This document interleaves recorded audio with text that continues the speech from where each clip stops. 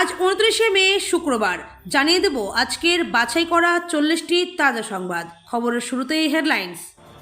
শুভেন্দুর সঙ্গে তৃণমূল বিধায়কদের সন্দেহজনক সাক্ষাৎ, ভাঙন রুখতে রবিবার কালীঘাটে জরুরি বৈঠক ডাকলেন শোভনদেব। ডিএ বাড়ছে 9%। মে মাসের শেষে দুর্দান্ত খবর রাজ্য সরকারি কর্মীদের জন্য। লুকিয়েছিল মন্দারমণিতে, ধরা পড়ার পরে কোমরে দড়ি বেঁধে ঘোরানো হলো তৃণমূলের যুব নেতাকে। উঠল চোর চোর স্লোগান, কে এই বনি? 150 নয়, আপাতত 50 আসনে মামলার প্রস্তুতি মমতার। নেত্রীর জেদের সামনে কাটা হতাশ পরাজিত প্রার্থীরাই। পাহাড় প্রমাণ দুর্নীতিকে আর সমর্থন করছে না। তৃণমূলের মুখপাত্রের পদ থেকে ইস্তফা চিকিৎসক শান্তনু সেনের। নিজের নিরাপত্তা রক্ষী দিতে চেয়েছিলেন মমতা, ভোটের পর সেই শওকতেরই সুরক্ষা প্রত্যাহার। নেমতায় বিক্ষোভের মুখে সৌগত রায়। উঠল চোর চোর স্লোগান, ছোড়া হলো ডিম। অবাঞ্ছিত হলেও অস্বাভাবিক নয় বলল বিজেপি। গ্রেপ্তার তৃণমূলের ব্লক সভাপতি। আদালত চত্বরে জুতো দেখিয়ে চোর স্লোগান। বদলের বাংলার রেড রোড আটকে নয়, নামাজ পড়া হলো ব্রিগেডের ময়দানে।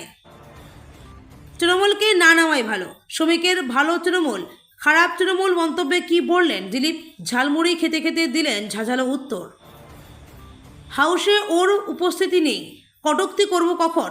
নারদার খোঁটা দিয়ে কাকলের সাংসদ পদ খারিজের দাবি কল্যাণের। খাস কলকাতায় আক্রান্ত বিজেপি কর্মী, উত্তপ্ত মুচিপাড়া, সজলের নিশানায় তৃণমূল। দুর্নীতিগ্রস্তদের স্পন্সর করতেন অভিষেক, তৃণমূলে মহাবিদ্রোহ, ভয়ঙ্কর বোমা ফাটালেন বিশ্বজিৎ। পুরনিয়োগ দুর্নীতি মামলায় সুজিত বসুর গ্রেপ্তারিতে বিরাট ঘটনা, হাইকোর্টের রুদ্ধশ্বাস মামলা কি হবে? আরজিকর ফাইল খুলতেই মমতাকে চিঠি দিয়ে তৃণমূলের পদ ছাড়লেন শান্তনু, শুভেন্দুকে তথ্য দেওয়ার অফার। এসআইআরের নাম বাদ মানেই বিদেশি নয়, তারপরেও সরকারের সুবিধা বন্ধ কেন? সুপ্রিম কোর্টের রায় দিতেই উঠল প্রশ্ন। তৃণমূল উধাও, সক্রিয় পুলিশ। রাজ্যে পালাবদল হতেই 6 মাস আগের ছবি আমূল বদলে গেল বাংলাদেশ সীমান্তের হাকিমপুরে। অন্নপূর্ণা ভান্ডারের ফর্মে কি তথ্য চাওয়া হচ্ছে? কোন ওয়েবসাইট থেকে করবেন ডাউনলোড? অনলাইনে আবেদন করলেই হওয়া যাবে না নিশ্চিন্ত, সশরীরে যাচাই করা হবে অন্নপূর্ণার আবেদনকারীর তথ্য, নির্দেশ রাজ্য সরকারের। আমি তো একা দুর্নীতি করিনি, 3 বছর ধরে লক্ষ্মীর ভাণ্ডার নেওয়া রাকিবুল আটক। কাদের নাম সামনে আনলেন? অভিষেক বন্দ্যোপাধ্যায়ের বিরুদ্ধে থানায় ভবানীপুরের বাসিন্দা গুজরাতিদের অপমান করার অভিযোগ। সঞ্জয় একা ছিল না, সব প্রমাণ আছে। অভয়া কাণ্ডে বিস্ফোরক শান্তনুর নিশানায় উত্তরবঙ্গ লবি। রাজ্যের সব স্পন্সর্ড স্কুলের পরিচালন সমিতির বাতিল, অ্যাডমিনিস্ট্রেটর বসাচ্ছে বিকাশ ভবন। 30 লক্ষ উপভোক্তা পাবেন না অন্নপূর্ণা ভাণ্ডারের সুবিধা, বিরাট ঘোষণা করে দিলেন শুভেন্দু।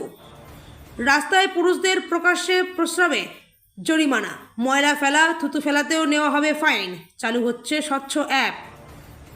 সারা রাত ধরে তৃণমূল নেতার পাট খেতে লুকোনো টাকা গুনল পুলিশ, অঙ্ক জানলে চোখ কপালে উঠবে।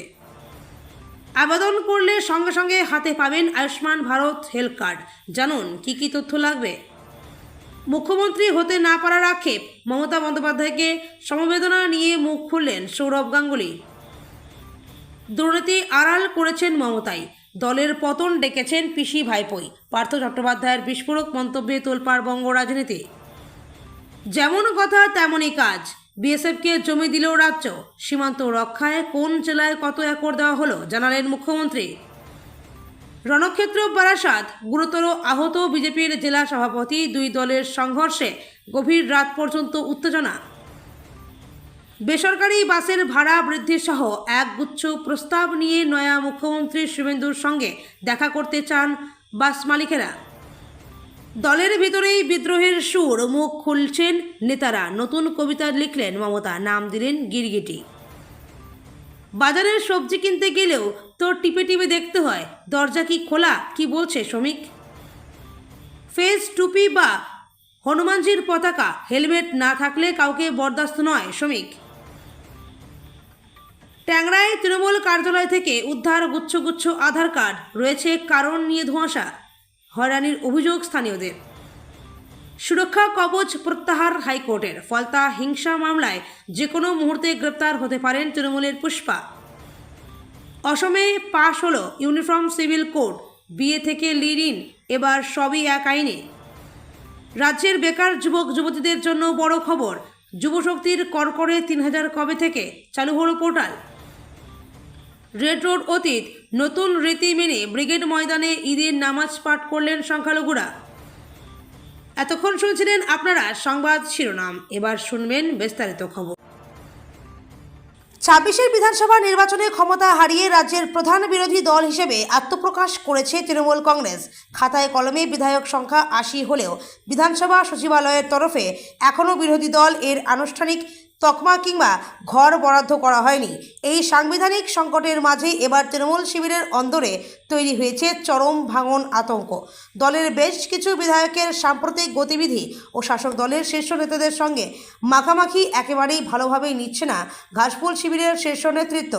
এই ঘোলাটে পরিস্থিতিতে পরিষদীয় দলকে এককাট্টা রাখতে আগামী রবিবার বিকেলে এক জরুরি বৈঠক ডাকলেন তৃণমূলের পরিষদীয় দলনেতা শোভনদেব চট্টোপাধ্যায়। বৈঠকের গুরুত্ব বাড়াতে এবং বিধায়কদের কড়া বার্তা দিতে এটি আয়োজন করা হয়েছে দলনেত্রী মমতা বন্দ্যোপাধ্যায়ের কালীঘাটের বাসভবনের কনফারেন্স রুমে।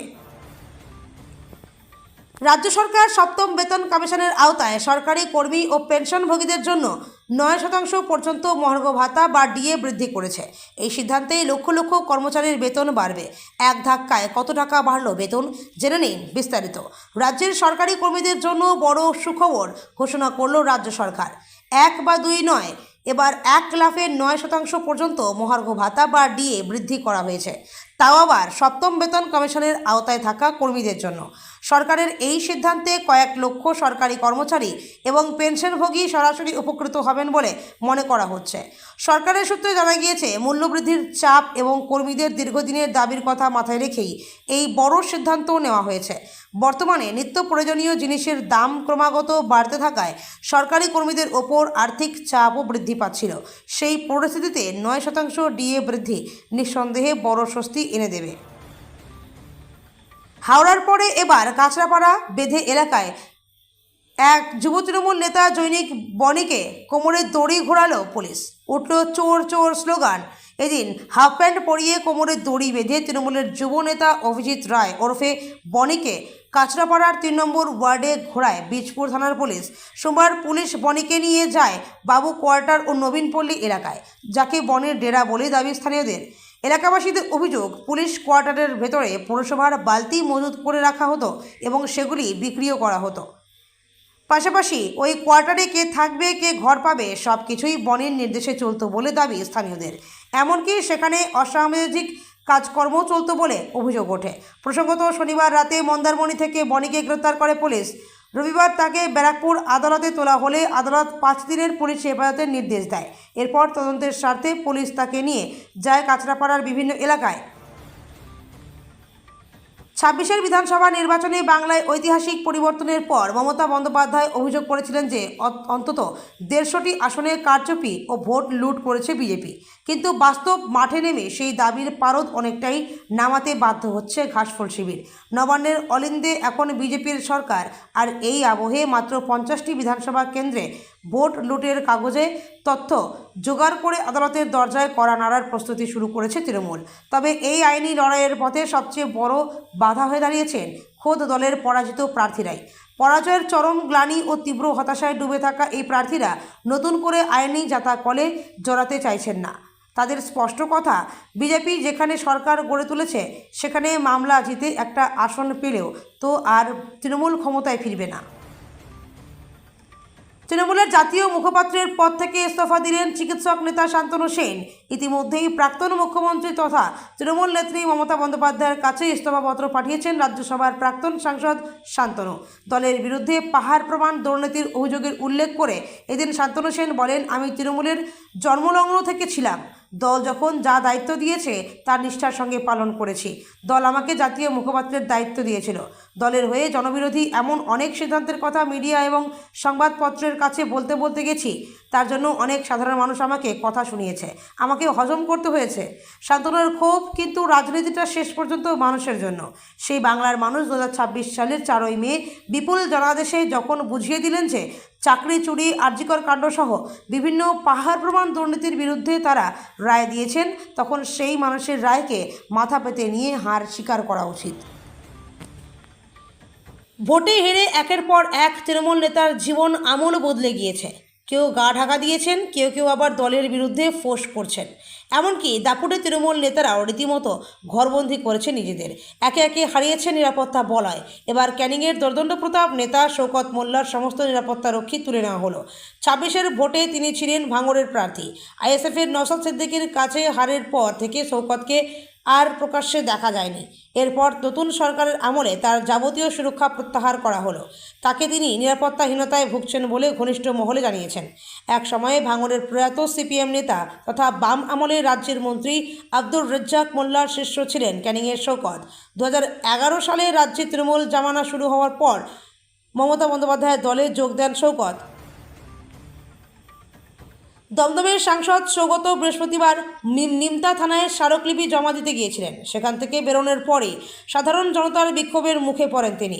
তৃণমূল সাংসদ সৌগত রায় বৃহস্পতিবার তার গাড়ি লক্ষ্য করে ডিম ছোড়া হয় বলে অভিযোগ। নিজের সংসদীয় এলাকাতেই বিক্ষোভের মুখে পড়লেন তৃণমূল সাংসদ সৌগত রায়। বৃহস্পতিবার উত্তর 24 পরগনার নিমতায় তাকে ঘিরে চোর চোর স্লোগান ওঠে। সাংসদদের গাড়ি লক্ষ্য করে ছোড়া হলো ডিমও। দমদমের সাংসদ সৌগত বৃহস্পতিবার নিমতা থানায় স্মারকলিপি জমা দিয়েছিলেন। সেখান থেকে বেরোনোর পরে সাধারণ জনতার বিক্ষোভের মুখে পড়েন তিনি। অভিযোগ, সেই সময় তাকে ঘিরে চোর চোর স্লোগান দিতে থাকে জনতা। ভিড়ের মধ্যে থেকে সাংসদকে লক্ষ্য করে ডিম ছোড়াও অভিযোগ ওঠে। যদিও সেই ডিম সাংসদের গায়ে লাগেনি, সৌগতের গাড়িতে গিয়ে পড়ে ডিম। বিজেপি নেতার সঙ্গে দেখা করতে গিয়ে পুলিশের জালে তৃণমূলের ব্লক সভাপতি। আদালত চত্বরে তাকে দেখেই উঠল চোর চোর স্লোগান। শুধু তাই নয়, জুতো পর্যন্ত দেখানো হয় তৃণমূল নেতাকে। দুর্গাপুর মহকুমা আদালতের এই ঘটনায় তীব্র উত্তেজনা ছড়িয়েছে। দুর্গাপুর নগর নিগমের বিদায়ী তৃণমূল কংগ্রেসের কাউন্সিলর রাজীব ঘোষ, তিনি দলের ব্লক সভাপতিও। ঘটনার সূত্রপাত বুধবার রাতে। ভোট পরবর্তী হিংসার পুরনো মামলায় দুর্গাপুর গ্রেপ্তার করা হয় তৃণমূলের ব্লক সভাপতিকে। এদিন রাতে দুর্গাপুর শহরের 1 নম্বর ব্লকের তৃণমূল সভাপতি রাজীব ঘোষ, যিনি দুর্গাপুর পুরসভার 10 নম্বর ওয়ার্ডের বিদায়ী কাউন্সিলরও, স্থানীয় এক বিজেপি নেতার ব্যক্তিগত অফিসে দেখা করতে যান। বিজেপি কর্মীরা তার উপস্থিতির কথা জানতে পেরেই ঘেরাও করে বিক্ষোভ দেখাতে শুরু করেন। পাবদলের বাংলায় অন্যরকম ঈদ দেখল শহর। রেড রোড নয়, এবার ঈদের নামাজ হলো ব্রিগেড ময়দানে। শুধু তাই নয়, শহর এবং শহরতলির কোনো রাস্তাতেই হয়নি ঈদের নামাজ। ফলে সমস্ত রাস্তাই আজ বৃহস্পতিবার সকাল থেকে খোলা ছিল। তবে ঈদ উপলক্ষে ব্রিগেড সহ গোটা কলকাতা জুড়েই কড়া নিরাপত্তার ব্যবস্থা করা হয়েছে কলকাতা পুলিশের তরফে। শহরের বিভিন্ন জায়গায় মোতায়েন করা হয় অতিরিক্ত বাহিনী। শুধু তাই নয়, ওয়াচ টাওয়ার থেকেও চলছে নজরদারি। বছরে দুবার রেড রোড চত্বরেই পাঠ হয় ঈদের নামাজ। পরিবর্তন তৃণমূল সরকারের আমলে যা অন্য মাত্রা পায়। উপস্থিত থাকতেন খোদ মমতা বন্দ্যোপাধ্যায়। পরবর্তী সময় তার সঙ্গে অভিষেক বন্দ্যোপাধ্যায়কেও দেখা যেত সেই মঞ্চে। যদিও 26-এর নির্বাচনে রাজ্যে পালাবদল ঘটেছে, বাংলার মসনদে এখন বিজেপির সরকার। ইকো পার্কে সমেজাজে দিলীপ ঘোষ। ঝালমুড়ি খেতে খেতে সকাল সকালে একের পর এক ধারালো প্রশ্নে মন্ত্রী দিলেন ঝাঁঝালো উত্তর। কখনো তৃণমূলকে আক্রমণ, কখনো অনুপ্রবেশ ইস্যু। ঝালমুড়ি খেতে খেতে মুখ চলল প্রবীণ দাপুটে বিজেপি নেতার। প্রাতভ্রমণে এসে আজ কি বললেন তিনি? প্রশ্ন, দীপঙ্কর বাদুড়িয়ার গুপ্তধন প্রসঙ্গে কি বললেন? উত্তর, এত টাকা যে রাখার জায়গা নেই। সবাই তো আর পার্থবাবুর মতো ফ্ল্যাট কিনে টাকা রাখতে পারেননি, যদিও পরে আটকাতে পারেননি। সবার ব্যবস্থা হবে। প্রশ্ন, মমতা বন্দ্যোপাধ্যায় দলে সাম্প্রতিক ভোট পরবর্তী বিপর্যয়ের পর প্রাক্তন মুখ্যমন্ত্রী লিখলেন একটি কবিতা, নাম গিরগিটি। কি বললেন? উত্তর, আমি আগেই বলেছি বাড়িতে বসে কবিতা লেখার কথা। প্রতিভাকে শান দিন, পার্টি উঠে যাবে, আরও সুযোগ পাবেন কবিতা লেখার। তৃণমূল ছিন্নমূল হতেই একের পর এক জনপ্রতিনিধিদের পদত্যাগ, প্রকাশ্যে শীর্ষ নেতৃত্বের নীতি নিয়ে সমালোচনা এবং 2 প্রবীণ সাংসদদের চরম কাজিয়ায় রাজ্য রাজনীতি এখন তোলপাড়। একদিকে বড় চেয়ারম্যানের পদ থেকে ইস্তফা দিয়েছেন তৃণমূল কাউন্সিলর সুশান্ত ঘোষ। অন্যদিকে পৌরসভার অ্যাকাউন্টস কমিটির থেকে পদত্যাগের পর এবার দলের মুখপাত্রের পদ ছাড়ার ইচ্ছা প্রকাশ করে চিঠি দিয়েছেন আর এক কাউন্সিলর অরূপ চক্রবর্তী। এই জোড়া ইস্তফার পরে দলের একাংশের বিরুদ্ধে বিস্ফোরক ক্ষোভ উগড়ে দিয়েছেন শ্রীরামপুরের তৃণমূল সাংসদ কল্যাণ বন্দ্যোপাধ্যায়। বুধবার সুশান্ত ঘোষ এবং অরূপ চক্রবর্তীর ইস্তফার পর তাদের তীব্র আক্রমণ করতে গিয়ে দলের সর্বভারতীয় সাধারণ সম্পাদক অভিষেক বন্দ্যোপাধ্যায় এবং ভোট কুশলী সংস্থা আইপ্যাককে নজিরবিহীনভাবে কাঠগড়ায় তুলেছেন কল্যাণ বন্দ্যোপাধ্যায়। খাস কলকাতার মুচিপাড়ায় আক্রান্ত বিজেপি কর্মী, তাকে লোহার রড দিয়ে বেধড়ক মারধর করা হয়েছে বলে অভিযোগ। ঘটনাকে কেন্দ্র করে বুধবার রাত থেকে তুমুল উত্তেজনা এলাকায়। বরানগরের বিধায়ক সজল ঘোষের দাবি, বিজেপির সভা বানচাল করতেই এই হামলা। ঘটনাটি ঠিক কি? জানা গিয়েছে, আক্রান্তের নাম বিপ্লব নাগ। বুধবার রাতে মুচিপাড়ায় কয়েকজনের সঙ্গে দাঁড়িয়ে কথা বলছিলেন তিনি। অভিযোগ, সেই সময় কয়েকজন চড়াও হয় তার ওপর। প্রথমে শুরু হয় বাদানুবাদ, তারপরেই বিপ্লবকে লোহার রড দিয়ে মারধর করা হয় বলে অভিযোগ। রডের আঘাতে মাথা ফেটে যায় যুবকের। রক্তাক্ত অবস্থায় লুটিয়ে পড়েন বিপ্লব। সঙ্গে সঙ্গে তাকে উদ্ধার করে নিয়ে যাওয়া হয় হাসপাতালে। সূত্রের খবর, বর্তমানে সেখানেই চিকিৎসাধীন বিপ্লব। বিধানসভা নির্বাচনে ভরাডুবি তৃণমূল কংগ্রেসের। অন্দরের ফাটল এবার মারাত্মকভাবে প্রকাশ্যে। একের পর এক নেতা বিধায়ক দল ছাড়ছেন। দলের বিরুদ্ধে এবার বিস্ফোরক বিশ্বজিৎ দেব, তৃণমূলের রাজ্য কমিটির সদস্য এবং একসময় তৃণমূলের মুখপাত্র। তার সরাসরি নিশানা দলের সর্বভারতীয় সাধারণ সম্পাদক অভিষেক বন্দ্যোপাধ্যায় এবং শীর্ষ নেতৃত্ব। দলের বিরুদ্ধে ক্ষোভ উগড়ে দিয়ে বিশ্বজিৎ দেব বলেন, গোটা দলটা দুর্নীতিতে ভরে গিয়েছে। তৃণমূলের শীর্ষ নেতৃত্ব সমস্ত বিষয় জানত, কিন্তু তা সত্ত্বেও কোনো ব্যবস্থা নেওয়া হয়নি। অভিষেক বন্দ্যোপাধ্যায়কে তীব্র আক্রমণ করে তিনি দাবি করেন, অভিষেকের আশেপাশে যারা থাকতেন তারা সকলেই দুর্নীতিগ্রস্ত এবং অভিষেক নিজে তার স্পন্সর করতেন। কেন্দ্রীয় এজেন্সি তদন্তের প্রসঙ্গ টেনে বিশ্বজিৎ বাবুর প্রশ্ন, দুর্নীতির সঙ্গে যদি অভিষেকের কোনো সুযোগই না থাকে, তাহলে কেন তার সংস্থার সম্পত্তি বাজেয়াপ্ত করা হবে?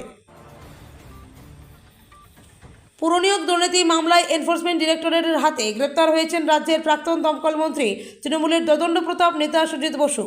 কেন্দ্রীয় তদন্তকারী সংস্থার হাতে গ্রেপ্তার হওয়ার বেশ কিছুদিন পর এবার ইডির বিরুদ্ধেই আইনি লড়াইয়ে নামলেন লেকটাউন সল্টলেকের তৃণমূলের এই বড় মাথা।